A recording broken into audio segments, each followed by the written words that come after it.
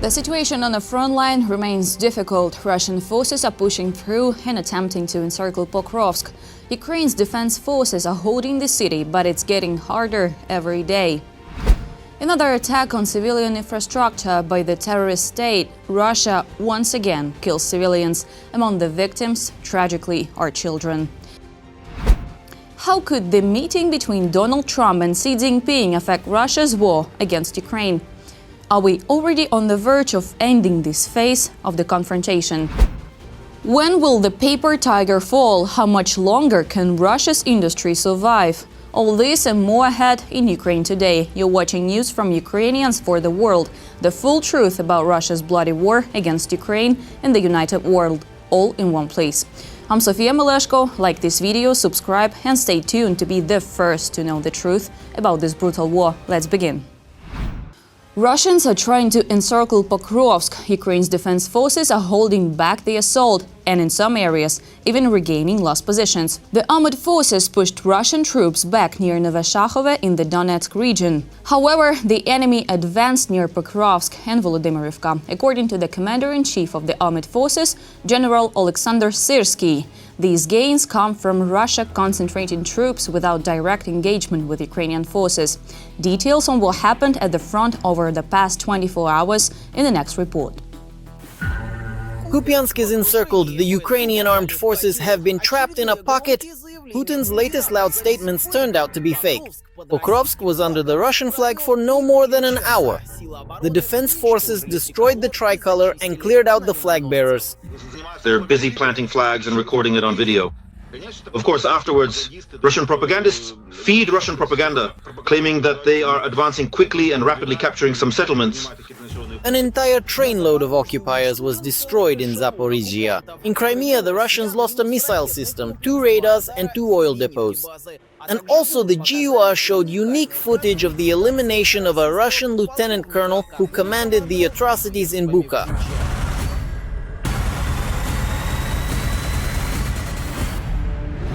Pokrovsk under the Russian flag.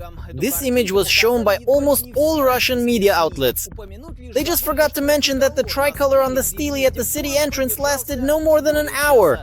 Another loud victory turned out to be just a banal PR stunt. According to our military, the rag was discovered at 9:40, and by 10:40 it had already been destroyed. When these small groups show up somewhere, they stick a flag in, record it on video. Of course, afterwards, Russian propagandists then feed this to Russian propaganda, claiming that they are advancing rapidly and quickly capturing some settlements. No, this does not mean consolidation, it just means presence. However, the situation in Pokrovsk itself remains tense, Ukrainian military reports. Deep State reports that Russian forces continue to infiltrate the city, gradually increasing their infantry presence and expanding sabotage and reconnaissance activities. The main objective is to advance at any cost and disrupt Ukrainian logistics. If we take Pokrovsk in a broad sense, the enemy acted from the west to the north, cutting off this logistical route. In the south-southwest, from the west, the city entered. Intense fighting is taking place from these directions. City, from the east of Vernograd. First of all, Mirnograd from the east covers Pokrovsk in this general agglomeration. At the same time, the news about the Russian flag on the stele in Pokrovsk apparently excited Putin so much that he declared the encirclement of the Ukrainian armed forces not only in this city, but also in Kupiansk as well. The United Forces grouping denied this information, stating that the bunker dweller once again made a laughingstock of himself. Some areas were partially flooded, some were destroyed. Therefore, at the moment, the ability to bring up reserves has been weakened and logistics have become even more complicated. And we are observing this directly on the battlefield. Of course, the complications are due to the water and the weather. So in this situation, the enemy cannot effectively deploy large reserves or act very efficiently in terms of advancing. And By the way, about the flooding, the destruction of that very dam near Belgorod continues to benefit the Ukrainian armed forces at the front. In the Kharkiv region, the water keeps rising and sweeping away everything in its path. In particular, Russian soldiers still remain cut off from their units. But now, due to the increasing flow, the Russian command admits that it is simply impossible to restore logistics. And Those enemy units that are near Ustye-Volchi, the Volchi River, which flows into the Siversky Donets, in other words, it's a tributary of the Siversky Donets, the Volchi River, they could end up effectively encircled.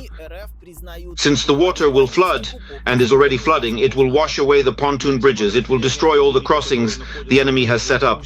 And in this way, the Russians will find themselves trapped in a pocket. That's what this threatens for them. And basically, all their attempts to advance in the Volchansk area, which we've been observing in recent weeks, have been happening one way or another. The reports won't fail. the Russian group is also taking hits in the rear.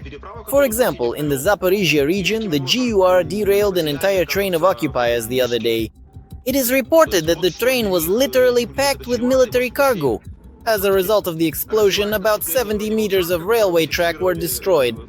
Scattered along the twisted tracks were a locomotive, 3 railway platforms, and at least 9 freight cars from the military train.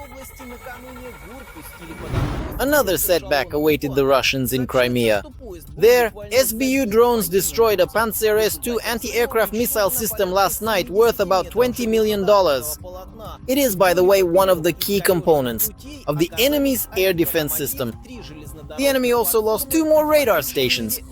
And after clearing the route, the cherry on top was the explosions at oil depots in the village of Gvardeyskoye and at the Komsomolskoye base. Large-scale fires broke out at these facilities. Experts say the reason for all this is the continued redeployment of air defense systems from the peninsula.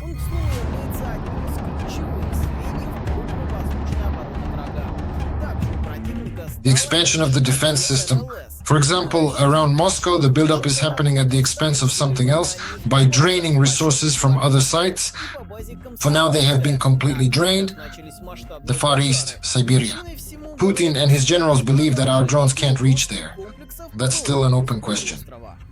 Nevertheless, as more Russian systems are destroyed and Moscow's air defense network becomes denser, the focus keeps shifting further.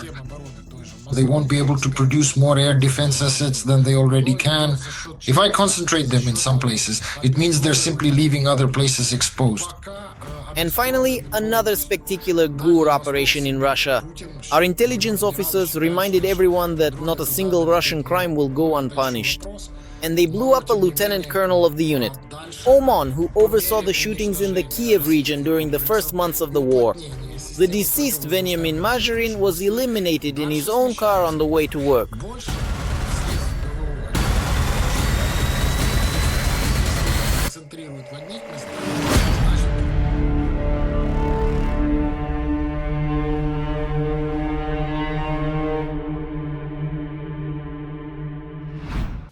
Russia has once again carried out a massive combined strike on civilians. In Zaporizhia, a dormitory was hit. 23 people were injured, including children.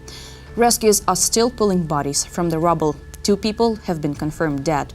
12 apartment buildings were damaged across the city. In Vinnytsia region, the enemy killed a 7-year-old girl. She was hospitalized in critical condition, but doctors could not save her life. My sincere condolences to all victims and their loved ones. Later today, the enemy attacked a gas station in Sumy, injuring 4 people. The moment of impact was captured on witnesses' phones. The Kremlin clearly does not abandon its terrorist plan of intimidating Ukraine's civilian population. The terrorist strategy is always the same: to pressure Ukraine and its leadership into concessions through fear and destruction. But Ukraine is not alone in this war. Our partners have decided to seriously strengthen Ukraine's defenses against Russia's terrorist attack. How exactly? My colleagues will tell you more. Russia is intensifying its strikes on Ukraine's energy system and changing its attack tactics. Moscow is launching hundreds of drones capable of bypassing air defense systems and equipped with cameras featuring improved targeting. Russia has turned its strikes on Ukraine's energy infrastructure into a systematic operation aimed not just at temporarily damaging the networks, but at destroying the viability of large areas of the country. On the eve of winter, the goal of the attacks is to deprive regions of heat and electricity, undermine industry, provoke mass emigration, and create political pressure on Kiev, writes The Economist. In these circumstances, air defense becomes critically important. But this year, Western partners are acting proactively, strengthening Ukraine's skies and energy system before the cold sets in. We are not just now starting to prepare for this winter period. We began preparations back at the end of the previous winter season. As early as November, the UK will begin serial production of Ukrainian Octopus air defense drones, a joint project between Kyiv and London, designed for the rapid protection of the skies from enemy drones and missiles. Our Ukrainian friends will share their technologies and intellectual property with the UK, and in turn, we will further develop them and produce them on a large scale, so that we can deliver to Ukraine every month. Thousands of interceptor drones, said Elkarnes, the UK's Deputy Secretary of State for the Armed Forces in Parliament. These drones will become part of a system called the Air Shield. It will combine Western air defense systems such as Patriot, Airstream, NASAMS, as well as new mobile installations, which Germany and other allies are providing to Ukraine before the start of winter. The first drones will be tested by Ukrainian military personnel. If the tests are successful, production will be expanded, and some of the drones will likely be manufactured directly in Ukraine. At the same time, the UK authorities are expanding their multi-purpose missile production program. It is planned to supply Ukraine with 5,000 units of this weapon to strengthen air defense.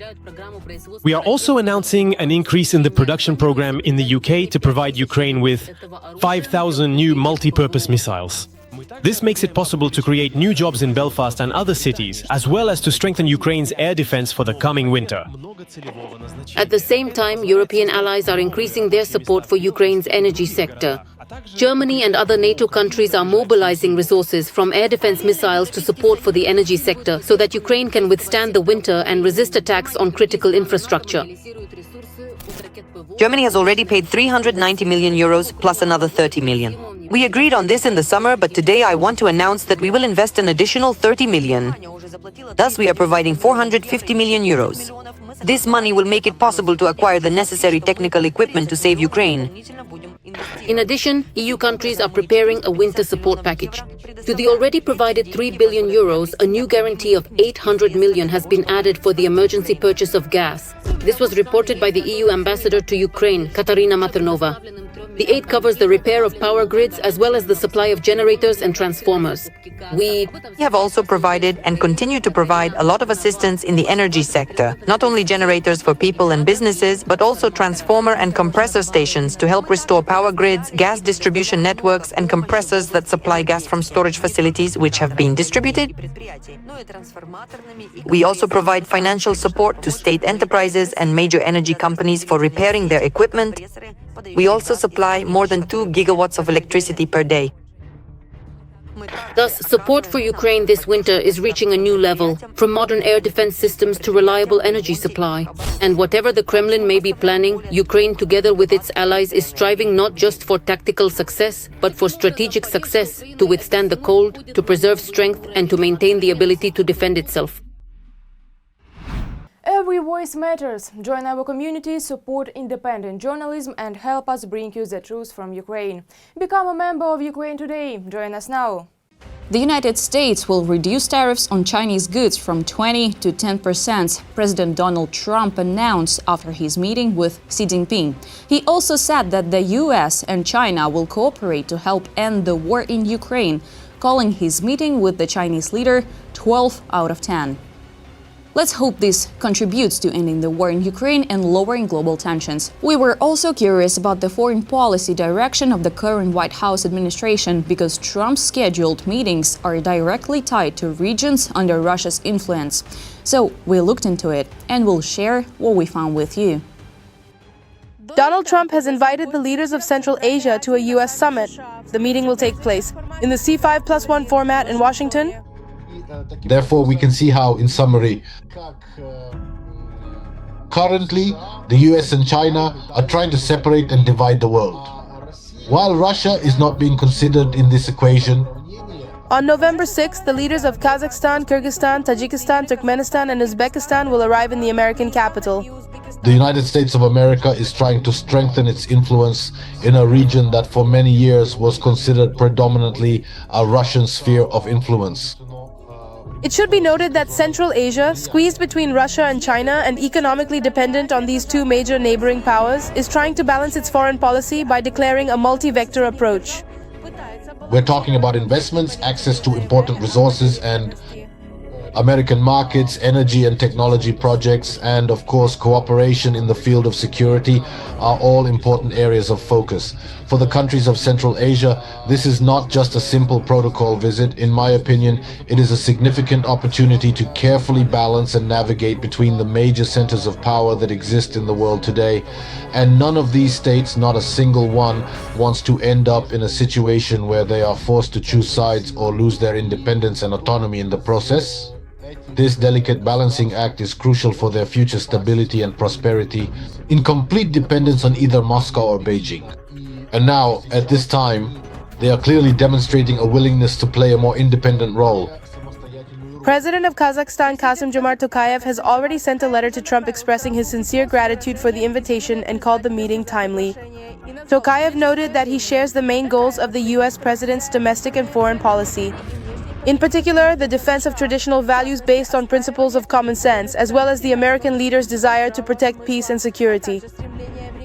He is also actively seeking out possible alternatives in the area of foreign policy, SONIP.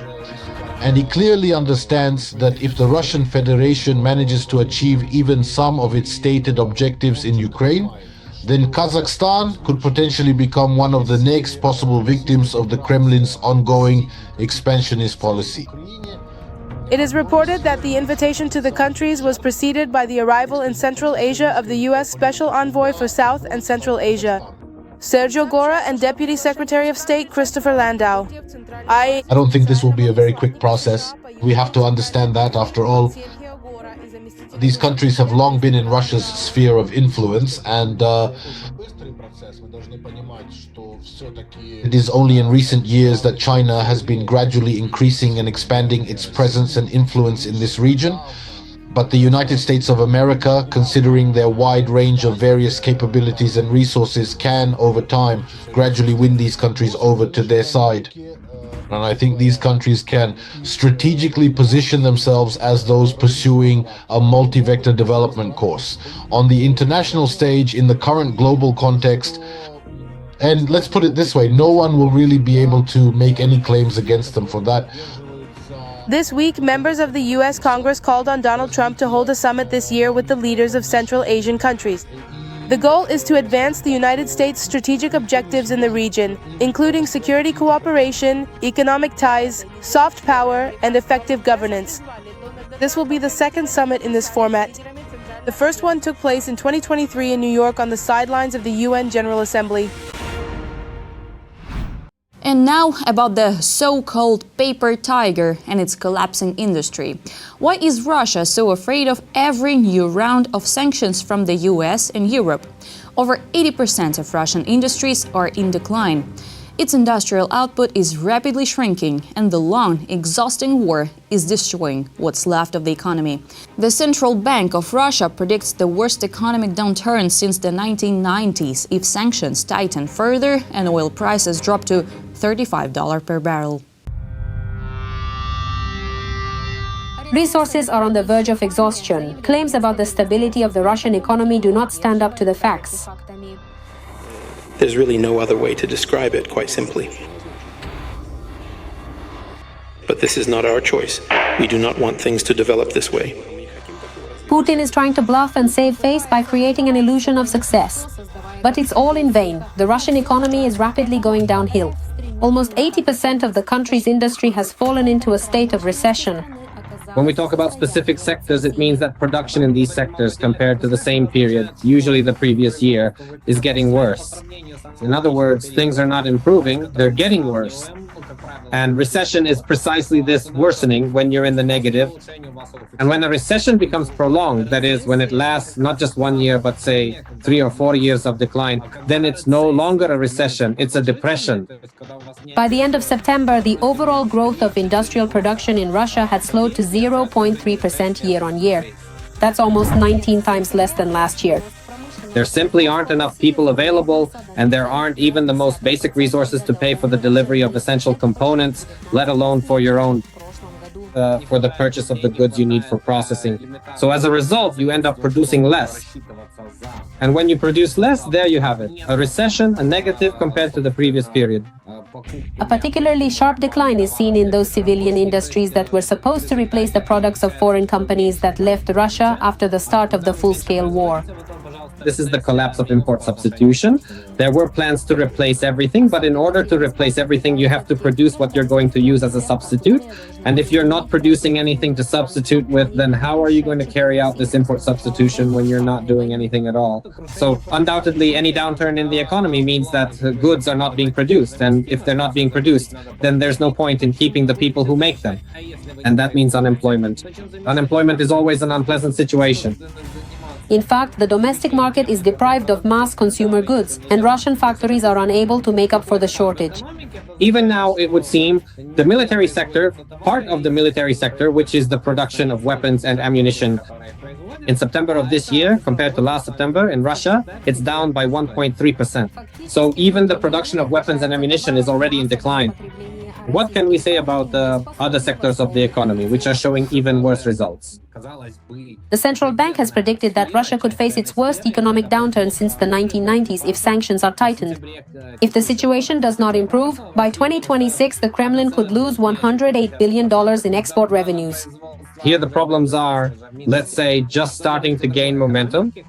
But as for their implementation, the first thing we see is that taxes in Russia have been rising since the beginning of the year. The ventilation tax will come into effect on December 1st, and environmental taxes are increasing almost tenfold starting November 1st, literally in a week, or even just a couple of days. So it turns out that all these various economic problems are cropping up more and more often, and they keep appearing in the news because, you know, it's a zugzwang when you don't have any good options. Russian Sberbank, following Gazprom, has begun mass layoffs. In the first quarter, the staff of the largest bank, which holds half of all individual deposits, decreased by 8,600 employees, in the second quarter by 3,500, and in the third by 1,500. At Sberbank of Russia, when they see, here's a direct quote from Sberbank's head, Herman Gref, throughout 2025, there is not a single new investment project that Sberbank is working on. So the people responsible for this area simply have nothing to do. And since they have nothing to do, meaning there's no point in paying them a salary, they are being laid off. That's why laying people off is a demonstration that there is no demand for the economic functions that Sberbank provides. And accordingly, these people are cut, but this is just one of many examples. That's the reality. Only Putin is trying to hide all of this, but there's nowhere left to hide. The economy is cracking, the country is losing money.